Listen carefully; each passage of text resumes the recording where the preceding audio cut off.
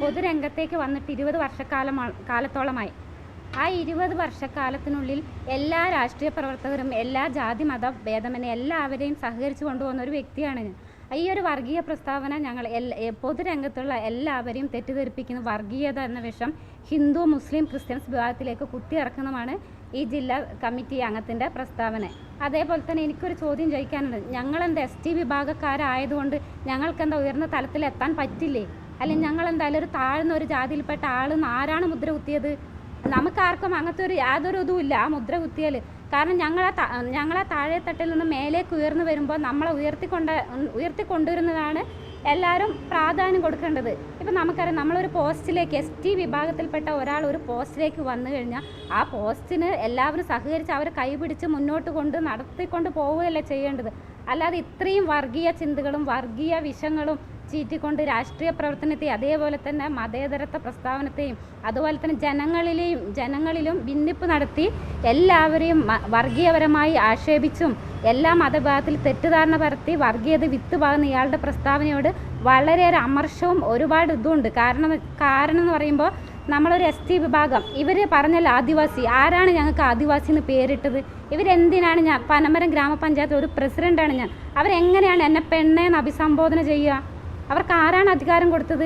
ഞങ്ങൾക്ക് ഗോത്രവർഗ വിഭാഗമായ ഞങ്ങൾക്കൊരു പേരുണ്ട്, പട്ടികവർഗം അല്ലെങ്കിൽ SC ST എന്നുണ്ട്, ഗോത്രവർഗം എന്നുണ്ട്. നമുക്ക് അഭിസംബോധന ചെയ്യാലോ.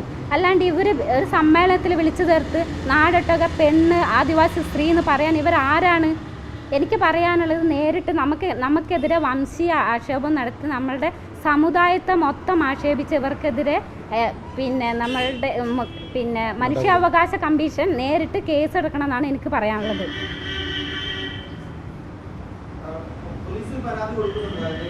SMS പരാതി കൊടുക്കാൻ പരാതി റെഡിയാക്കി വെച്ചിട്ടുണ്ട്. വൈകുന്നേരം ഇത് കഴിഞ്ഞിട്ട് കൊടുക്കുന്നതായിരിക്കും.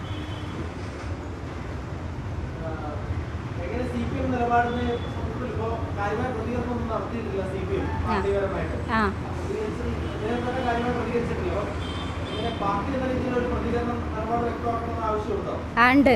പാർട്ടി എന്തെങ്കിലും നമുക്ക് എന്തായാലും അതിൻ്റെ വ്യക്തമായ പ്രതികരണം കിട്ടേണ്ട ആവശ്യമുണ്ട്.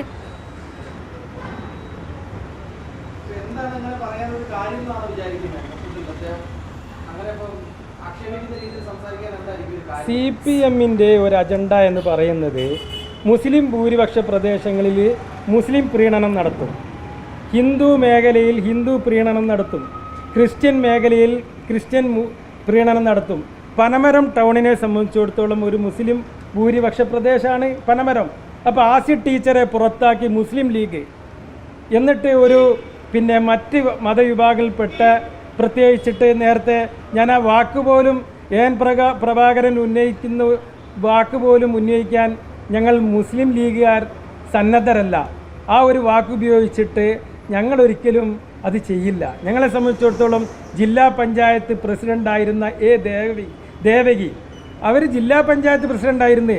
അവർ ജനറൽ കാറ്റഗറിയിലാണ് ജില്ലാ പഞ്ചായത്ത് പ്രസിഡൻ്റായത്, വനിത. അവർ മുസ്ലിം ലീഗ് അങ്ങനെയാണ്. അതുപോലെ നിങ്ങൾക്കറിയാം UC രാമൻ MLA കഴിഞ്ഞ തവണ കുന്നംകുളം കുന്നമംഗലം നിയോജക മണ്ഡലം ജനറലാണത്. ഞങ്ങൾ ST വിഭാഗത്തിൽപ്പെട്ട UC രാമനെ അവിടെ മത്സരിപ്പിച്ചു. അദ്ദേഹം ദളിത് ലീഗിൻ്റെ സംസ്ഥാന പ്രസിഡൻ്റാണ്. ഞങ്ങളങ്ങനെ ഒരു ഭൂരിപക്ഷ പ്രദേശത്തൊരു മുസ്ലിമിനെയും മുസ്ലിം ഭൂരിപക്ഷ പ്രദേശത്ത് മുസ്ലിമിനെ നിർത്തി അങ്ങനെ ഒരു വർഗീയ പ്രീണനം മുസ്ലിം ലീഗ് ഒരു കാലത്തും ചെയ്യില്ല. പക്ഷേ CPM ആണ് അത്തരം കാര്യങ്ങൾ ചെയ്യുക. അത് പനമരം മുസ്ലിം ഭൂരിപക്ഷ പ്രദേശം ആയതുകൊണ്ടായിരിക്കാം പ്രഭാകരൻ അങ്ങനെ ഒരു പ്രസ്താവന നടത്തിയത്. ഞങ്ങൾ പഞ്ചായത്ത് മെമ്പർമാരാണല്ലോ. ഞങ്ങൾക്ക് അവിടെ LDFിൽ ഇടതുപക്ഷ മുന്നണിയിൽ ST മെമ്പർമാരുണ്ട്. ഞങ്ങൾക്ക് താല്പര്യമുണ്ട് അവരുടെ നിലപാട്. അല്ലെങ്കിൽ ഇതുപോലെ ഞങ്ങൾ ഈ പത്രസമ്മേളനം നടത്തിയ പോലെ അവർ നടത്തട്ടെ. പ്രഭാകരൻ ചെയ്ത തെറ്റാണ് എന്ന് അവർ പറയട്ടെ. ഈ വിഭാഗത്തിനോട് കൂറുണ്ടെങ്കിൽ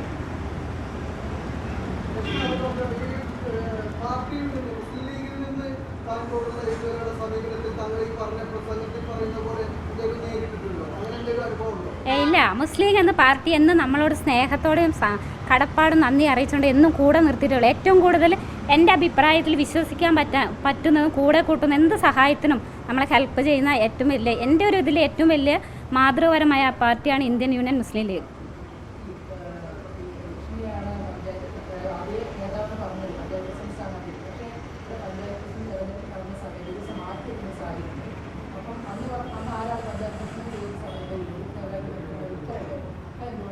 ഇല്ല, അങ്ങനെ ഉത്തരത്തിൻ്റെ പ്രശ്നം ഇല്ലത്.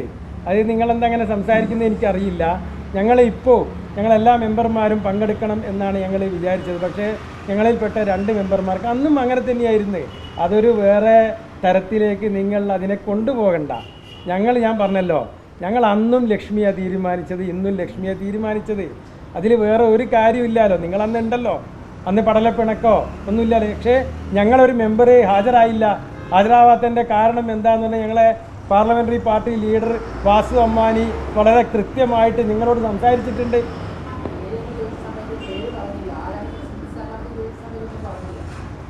ആ സമയത്ത്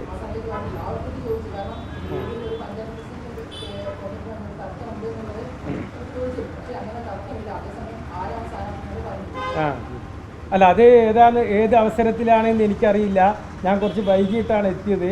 അപ്പോൾ എൻ്റെ അടുത്ത് പറഞ്ഞിരുന്നു, ഞാനാണ് മുസ്ലിം ലീഗ് പാർലമെൻ്ററി പാർട്ടി ലീഡർ, അപ്പോൾ ഇങ്ങനെ അസീൻ എത്തിയിട്ടില്ല, ഇങ്ങനെ അസുഖമായിട്ട് ബന്ധപ്പെട്ടിട്ടാണ് എന്ന്. അപ്പം ഞങ്ങളൊക്കെ കൂടി തീരുമാനിച്ചതാണ്. എന്നാൽ ഇപ്പോൾ അങ്ങനെ നമ്മളിപ്പോൾ ഇതിൽ ഹാജരാവേണ്ടതില്ല എന്ന് തീരുമാനിച്ചിട്ടുണ്ടോ ഇല്ലയോ എന്നുള്ളത് ഞാനറിയില്ല.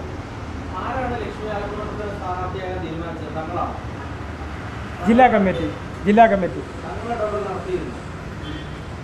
തങ്ങളെ അൾട്ടിമേറ്റ് ഞങ്ങളെ ഒരു പാർട്ടീൻ്റെ ഒരു സംവിധാനം എന്ന് പറയുന്നത് തങ്ങളൊന്ന് പ്രഖ്യാപിക്കും.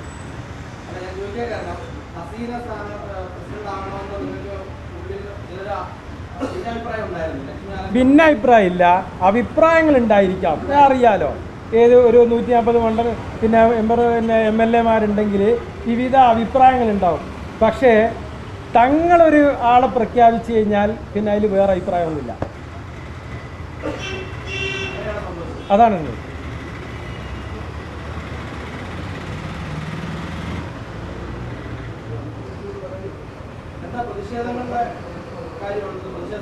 ഇല്ല, ഞങ്ങളെ UDF-ൻ്റെ നേതാക്കന്മാർ നിങ്ങളെ ബാക്കിലുണ്ട്. ഞങ്ങളെ പാർട്ടി നിലപാട് UDF-ൻ്റെ നേതാക്കന്മാർ നിങ്ങളോട് പറയും. ശരി, താങ്ക് യു. പരാതി നാളെ രാവിലെ കൊടുക്കാൻ കഴിയാം. ഇന്ന് മീറ്റിങ്ങുകളും കാര്യങ്ങളൊക്കെ ഉണ്ട്.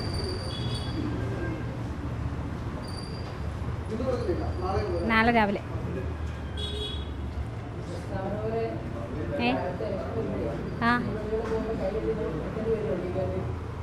മുസ്ലിങ്ങൾ അങ്ങനെ ചിന്തിക്കുന്ന ആളുകളല്ല, നിങ്ങൾക്കറിയാലോ. അങ്ങനെയാണെങ്കിൽ ജനറൽ സീറ്റിൽ മുസ്ലിം വനിതകൾ ഉണ്ടായിട്ട് നമ്മളെ നിർത്തിയ ആ പാർട്ടിയാണല്ലോ. നമ്മളെന്തായാലും പാർട്ടിക്ക് മുൻതൂക്കം കൊടുത്ത്, പാർട്ടി അങ്ങനെ ഒരു വ്യക്തിപരം അല്ലെങ്കിൽ വർഗീയത ചിന്തയും ഇല്ലാത്തതുകൊണ്ടാണല്ലോ നമ്മൾ നിയമിച്ചത്. അപ്പോൾ അങ്ങനെ ആ പ്രസ്ഥാനത്തിൽ നമ്മൾ ആ വർഗീയ പാർട്ടിക്ക് നമ്മളെ ജനറൽ സീറ്റിൽ ST AN പ്രഭാകരൻ ജില്ലാ സെക്രട്ടറി അംഗം പറഞ്ഞതിനെതിരെ ആ ST സീറ്റിൽ ജനറൽ സീറ്റിൽ നമ്മൾ ആദിവാസിയായ എന്നെ നിർത്തി ജയിച്ച പാർട്ടി നിർത്താൻ കാണിച്ച പാർട്ടീൻ്റെ പേരാണ് ഇന്ത്യൻ യൂണിയൻ മുസ്ലിം ലീഗ്. അതേപോലെ തന്നെ ആ ഒരു പ്രസ്താവനയിൽ നമ്മളെ ആദിവാസി സ്ത്രീയെന്നും പെണ്ണെന്നും അതേപോലെ തന്നെ വംശീയ പരാതികളും അതേപോലെ തന്നെ നമുക്ക് കേൾക്കാൻ പറ്റാത്ത രീതിയിൽ ആക്ഷേപിച്ച പാർട്ടിയുടെ പേരുമാണ് CPM. ഇപ്പോൾ രണ്ടും രണ്ട് തട്ടാണല്ലോ. അത്രയേ ഉള്ളൂ നമുക്ക് പറയാനുള്ളത്.